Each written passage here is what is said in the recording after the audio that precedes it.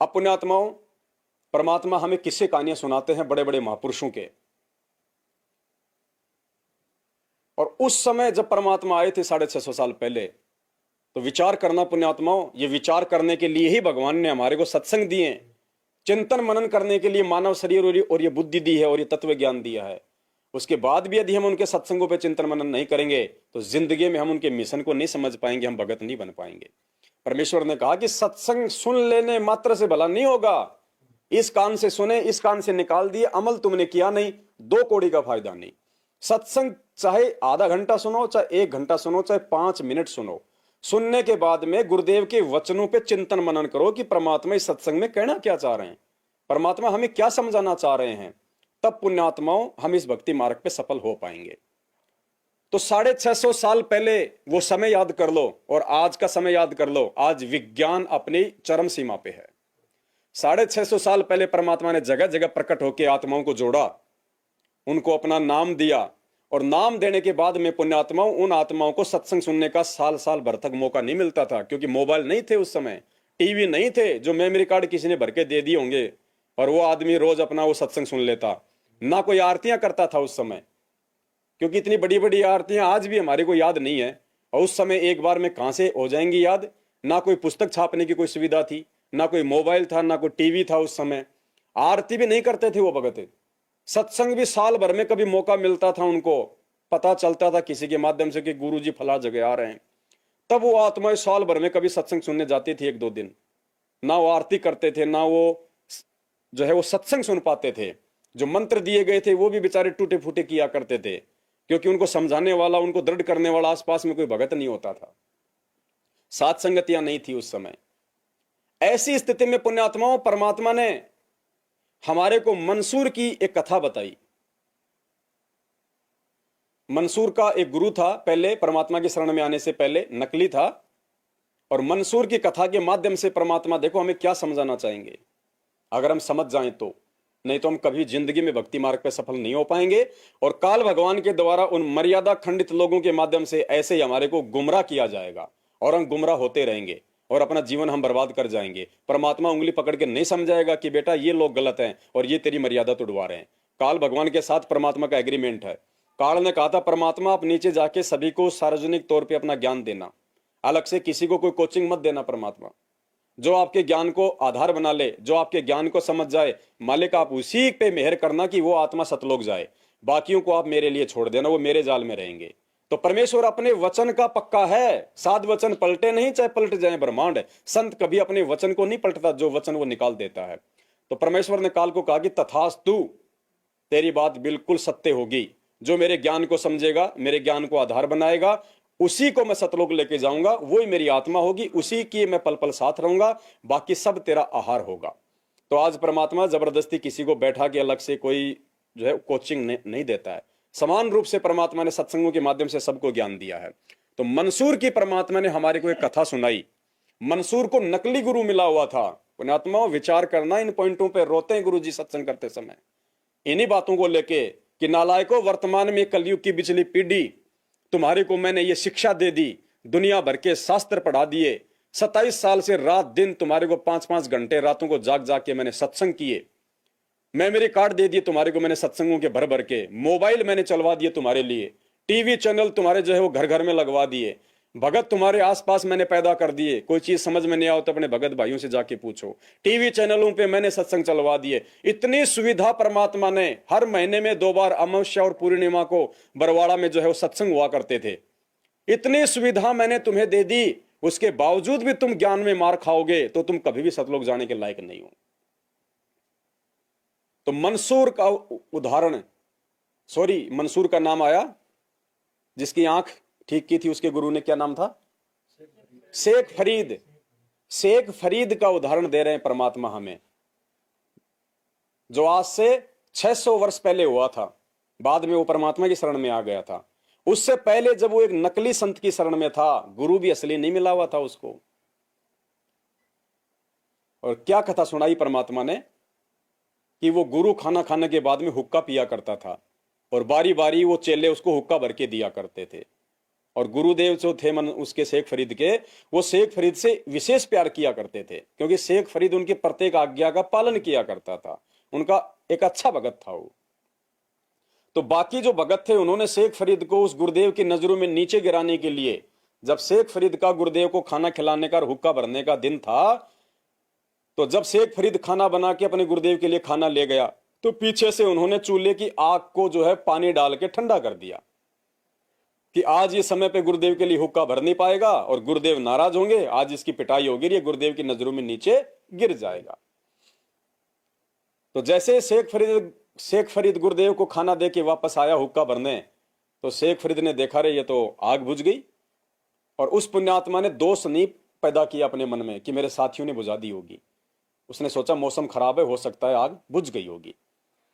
पास के गांव में गया दौड़ के, जो 1 किलोमीटर के आसपास बताया परमात्मा ने, हुक्का लेके वो चिलम, और वहां जाके दौड़ के एक माई थी बेचारी, पहले गैस तो हुआ नहीं करते थे, वो चूल्हे में लकड़ियों से खाना बना रही थी। मौसम खराब था, लकड़ियां जो है गीली थी, वो जल नहीं रही थी, बहुत ज्यादा प्रयास कर रही थी, धुआं बहुत ज्यादा उठ रहा था, और गीली जो लकड़ी का धुआं होता है आंखों में बहुत ज्यादा लगता है। तो बुढ़िया की आंखों में आंसू आ रहे थे, दुखी हो रही थी। इतने में शेख फरीद पहुंच गया, बोले माई माई, हाँ बेटा, माई मेरे को आग दे दे फटाफट, मेरे गुरुजी नाराज हो जाएंगे, उनको हुक्का भरना है माई। तो माई ने कहा रे भैया, आग कोई ऐसे मिलती है क्या, आंख फुड़वानी पड़ती है, 2 घंटे से आंख फुड़वा रही हूं मैं। अब शेख फरीद इतना विश्वासी था, इतना भोला था, उसने सोचा कि माई हो सकता है ये आंख फोड़ने के लिए कह रही है। तो शेख फरीद ने उसी समय पास में कोई नुकीली वस्तु पड़ी हुई थी, वो तुरंत अपनी आंख में डाली और यूं मोड़ के तुरंत वो आंख निकाल दी। पुण्यात्मा, बोलना बहुत आसान है, हम अपना आधा नाखून काट के नहीं दे सकते, आधा नाखून काट के भी। और उस पुण्यात्मा ने आंख, जो शरीर का सबसे ज्यादा जो कोमल हिस्सा होता है, सबसे ज्यादा जिसके अंदर जो है वो दर्द होता है, तुरंत उस आत्मा ने अपने गुरुदेव को प्रसन्न करने के लिए अपनी आंख निकाल के माई को दे दी ढक्कन में डाल के कि ले माई फटाफट आग दे दे, नहीं तो मेरे गुरुजी नाराज हो जाएंगे। और माई घबरा गई, वो अपनी आंख पे बांध के कोई अपना रुमाल वगैरह, और दौड़ता हुआ, दर्द की परवाह ना करके, खून की परवाह ना करके, और वो पुण्यात्मा दौड़ता हुआ अपने गुरुजी के पास गया। तब तक गुरुजी आवाज लगा चुके थे, रे शेख फरीद कहां गया भाई, हुक्का क्यों नहीं लाया। तीसरी आवाज में तो परमात्मा ने बताया उनका गुरुजी लकड़ी उठा लिया करता था, इतना ज्यादा जो है गुस्सा करता था। तो जैसे तीसरी आवाज लगाने को हुआ तो शेख फरीद दूर से बोल पड़ा, आया गुरुजी, आया गुरुजी। जाके हुक्का दिया गुरुजी को। अरे कहां मर गया था, इतनी देर क्यों कर दी। गुरुदेव आग बुझ गई थी, पास के गांव से लाया हूं। तो गुरुदेव ने कहा कि यहाँ के क्या हो गए तेरे, ये क्या बांध रखा है। कुछ नहीं गुरुजी, आपकी दया है गुरुजी, आपके रहते सहते आपको दास को क्या हो सकता है गुरुजी। पुण्यात्मा, ये शब्द याद रखना गुरुदेव के सत्संग में आगे क्या कहा शेख फरीद ने कि गुरुदेव आपके रहते सहते आपके दास को क्या हो सकता है, दया है गुरुजी आपकी, मौज है गुरुजी आपकी। और चला गया। उस समय ना कोई डॉक्टर, ना कोई पट्टी, ना कोई मरहम, कुछ नहीं। पुण्यात्मा, कितनी पीड़ा सहन करी होगी उस आत्मा ने, लेकिन अपनी समस्या, अपना दुख उसने अपने गुरुदेव के आगे नहीं रोया, उसने कोई प्रार्थना नहीं लगाई। जो आज बच्चे को छींक आने पे, बच्चे को थोड़ी सी खांसी आने पे, थोड़ा सा काम धंधे में हेरा फेरी होने पे हम तुरंत रो पड़ते हैं, और उन काल के दूतों के वहां पे हम प्रार्थना लिखवा देते हैं कि मेरी गुरुजी से प्रार्थना लगाओ, मेरी गुरुजी से प्रार्थना लगाओ। अरे गुरुदेव ने ज्ञान तुम्हारे को भक्ति करने के लिए दिया है, ये दृढ़ता के लिए दिया है, छोटी छोटी बातों पे रोने के लिए जो है वो नहीं दिया है। सुनना पुण्यात्मा सत्संग शेख फरीद का, और विचार करना कि हमसे उत्तम आत्मा वो शेख फरीद था, या उत्तम आत्मा आज वर्तमान में मानव जन्म प्राप्त करके सच्चे भगवान को प्राप्त करके, और दिन रात 24 घंटे कान के मोबाइल लगा के सत्संग सुनते हैं हम, और फिर हम हरकतें कर रहे उन आत्माओं से भी नीचे गिरी हुई। तो वो आत्माएं हमसे अव्वल दर्जे की हैं, और वो आत्मा भी पार नहीं हुई अभी तक। तो सोचो हमारा क्या नंबर आएगा ये हरकतें करते करते, ऐसी नादानियां दिखाते दिखाते। जिंदगी में सतलोक जाने का नंबर नहीं आएगा। हमने तो उन आत्माओं से भी सैकड़ों कदम आगे बढ़ना पड़ेगा। कहते हैं सतगुरु कबीर गुरु और गोरख चेला, फिर 9 खंड में वो रमे अमेल अकेला। अब कहने का भाव यह है कि परमात्मा का बच्चा था सभी। शेख फरीद ने वो संत भी एक ऐसा सिद्धि वाला संत गुरु बना लिया वो, और उसकी साधना करता था। और अब शेख फरीद तो घर से निकला ही नहीं था कि किसी प्रकार मेरा मोक्ष हो। उसका दूसरा उद्देश्य नहीं था। तो वो तो जाते ही आश्रम में उसकी टेंट, ये एक ही भावना थी कि गुरु जी नाराज नहीं होने चाहिए, गुरु जी रुष्ट हो गए तो भगवान रुष्ट गया। यानी ऐसी कोई क्रिया मुझसे ना बने कि जिससे गुरु जी की आत्मा को ठेस हो। तो हर संभव कोशिश करके अपने गुरु जी को प्रसन्न करता था, और वो गुरु जी शेख फरीद की जी के ऊपर बड़ा प्रसन्न था। तो 5-7 और भक्त रहते थे आश्रम में। उनको जब देखा कि गुरु जी शेख फरीद के प्रति ज्यादा अट्रैक्शन है, तो ऐसा काम, ईर्ष्या होगी उनको, ऐसा काम करें कि गुरु जी इससे नाराज हो जाए, ऐसी कोई कहानी बनाए। अब वो नकली जो गुरु था, सिद्ध तो था लेकिन था नकली, वो क्या करता था, शाम के खाना खाते ही हुक्का मांगा करता था, हुक्का पीता था। और उन्होंने क्या कर रखा था, संत जी ने सोचा ये आपस में झगड़ा वगड़ा ना करेंगे, सबकी सेवा बांट रखी थी कि एक दिन सेवा ये करेगा, रोटी भी बनाओगा, हुक्का भी पिलाओगा, सारे काम यही एक करेगा। तो जिस दिन शेख फरीद का नंबर आया, उन दूसरों ने क्या देखा कि वो गुरुजी इतना क्रोधी था कि खाना खाने के तुरंत बाद 5 मिनट के अंदर 5 मिनट से पहले हुक्का चाहिए उसको पीने के लिए। वो लेट जाता था आश्रम में अलग से कुटिया। अगर 2-4 मिनट लेट हो जाता तो उसको इतना धिक्कार था, गुस्सा हो जाता था, उसको कई दिन सेवा से वंचित कर देता था, मुंह से नहीं बोलता था, बाहर एक साइड में बैठा देता था। तो वो ये चाहते थे कि इसके शेख फरीद के साथ कभी ऐसा बने, वो मौका देवा नहीं था। एक बार उन्होंने क्या किया कि क्या करते था, शेख फरीद ने खाना बनाया कि गुरुजी को खाना खिला जाता, और उधर से आग पहले ही चालू कर जाता था हुक्के भरने के लिए, आग पहले ही बना तैयार रखता था। खाना खिलाकर बर्तन धोकर रखकर आया तो पीछे से उन्होंने क्या किया, वो ईर्ष्या करने वाले चेलों ने, गुरु भाइयों ने वह आग बुझा दी। और मौसम था वर्षा का थोड़ा सा, लेकिन वह आग बुझने की जगह नहीं थी। तो उसने उस समय ये ध्यान नहीं दिया आग क्यों बुझ गई। उसको तो ये चिंता थी कि आज तेरी करी कराई भक्ति गई और नाश हो जाएगा, गुरु जी नाराज हो गए, और कोई आग नहीं, चूल्हा खत्म बंद हो गया। वहां से आधा किलोमीटर 1 किलोमीटर की दूरी पर नगरी थी, उसकी बाहर की तरफ उसने धुआं उठता देखा। वो दौड़ा गया। एक माई भोजन बनाने की तैयारी कर रही थी। ऐसे समाज यानी वर्षा के मौसम में लकड़ियां भी अच्छी नहीं, गिल्ली गैली सी हो जाती हैं। वो मुश्किल से आग फूंक मार कर बनाओ थी, धुएं में आंखें लाल हो रही थी। और शेख फरीद भाग्या गया कि माई आग दे, माई आग देना, माई आग देना। उसने देखा बाबा जी आ गया। वह थी गुस्से वाली, कहने लगी आग अच्छी नहीं मिलती, आंख फुड़वानी पड़ती, आंख फुड़वा ले तू अपने, तू फुड़वा ले आंख।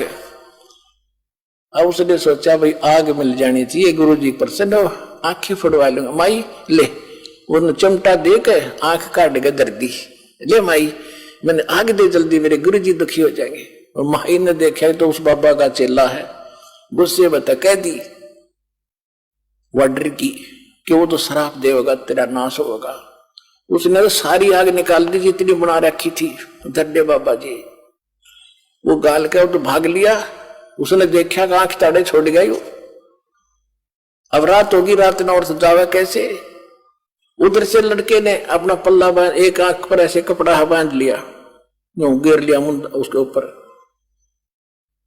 और गुरुजी ने पहली आवाज दी थी, आश्रम में प्रवेश हुआ था, अरे शेख फरीद इतनी देर कैसे लगा दी हुक्के को। दूसरी आवाज जब दी रहे, कहां मर गया शेख तू, फरीद कहां मर गया। आया गुरुजी, आ गया गुरुजी। भाग दौड़ के हुक्का दर दिया चलम, हुक्का दर दिया तो देखा राग का क्या लग गया। आपकी दया है गुरुजी, कुछ नहीं लगा। वो भी कि मैं तो नाज का नसार कुछ फिर रोकेगा। वो गुरुजी तो पी के सो गया। वो सारी रात बेचारा जैसे दुखी सुखी रात काटी। माई ने रात नींद नहीं आई। वो तो सुबह उठते ही एक और सहेली को लेकर साथ में और उस आंख को लेकर गुरुजी के पास गई, संत के पास, और माफी मांगे, नाक रगड़े, मुझे गलती होगी। माई ने सारी कहानी बताई। वो संत पूछा रहे बात क्या है कि आपका चेला गया था, आग लेने गया था, मैं गुस्से में थी, मैंने कह दिया आंख फोड़ ले, आंख फूटने से आग मिलती है, आंख फुड़ा रखी मैंने तो भी फुड़वा ले। उसने सचमुच आंख निकाल कर दर दी, बाबा जी मैं तो घनी दुखी होगी, मेरे गलती होगी, माफ करो। तो उसने देखे कौन गया था कि पता नहीं, मैं नाम तो नहीं जानती। गुरुजी ने पूछा रे शेख था कल तो भाई, वो फरीद था, फरीद बोला सारे आगे। अब बेटा क्या हो गया, तेरी आंख को क्या तकलीफ होगी? हक आपके रहते गुरुजी, क्या हो गया मेरी आंख को? कुछ नहीं होना, ये माटी आपकी है, शरीर आपका दाता, आपके निमित्त लगे। पुण्यात्मा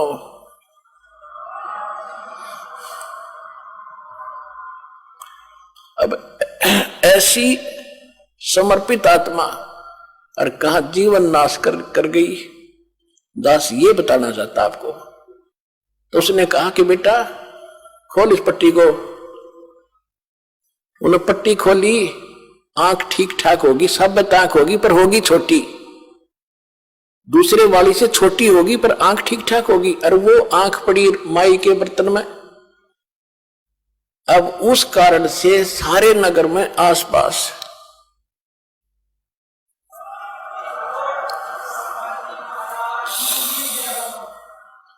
उस बाबा जी की, उस नकली संत की सिद्धि के कारण इतनी महिमा होगी, वे पूछो मत, संत हो तो ऐसा हो। अर्पण आत्मा फिर शेख फरीद जी को डाउट क्या रहा कि ऐसा महापुरुष ये जो ज्ञान देगा सारा ठीक होगा। अब कहते हैं लागी का मार्ग और है लागे चोट काल जा करके, ऐसी लगन लगेगी तो भगवान मिलेगा, लेकिन वो लगन और गलत स्थान पर लगा दी। अब गाय से दूध मिलेगी, सब ने पता, अब गाय से दूध मिलेगा, और गाय की जगह किसी ने गद्दी दे दी होगी, गाय है काट ले भर ले बाल्टी, उसने कितना चारा खुआ लियो और कितना उसने कुछ कर लिया, वो गाय वाला काम नहीं कर सकती। श्रद्धा भी स्थान पर हो, ठीक ठिकाना हो, और फिर लगन लगावे।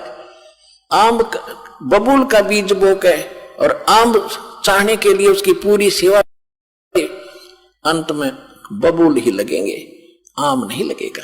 आम के लिए तो आम का बीज बोकर फिर वही लगन लगानी पड़ेगी, जिस तरह बबूल के पेड़ को प्रफुल्लित करने के लिए किया। तो यदि आम का बीज बोकर भी वही श्रद्धा रखनी पड़ेगी, वही तरीका अपनाना पड़ेगा, तब ये बात बनेगी। फिर क्या हुआ? तो पुण्यात्माओं, हमें परमात्मा ने इस अनमोल सत्संग के माध्यम से हमें यही समझाना चाहा है कि पुण्यात्माओं, ये काल भगवान तुम्हारी श्रद्धा का, तुम्हारे विश्वास का नाजायज फायदा उठाएगा।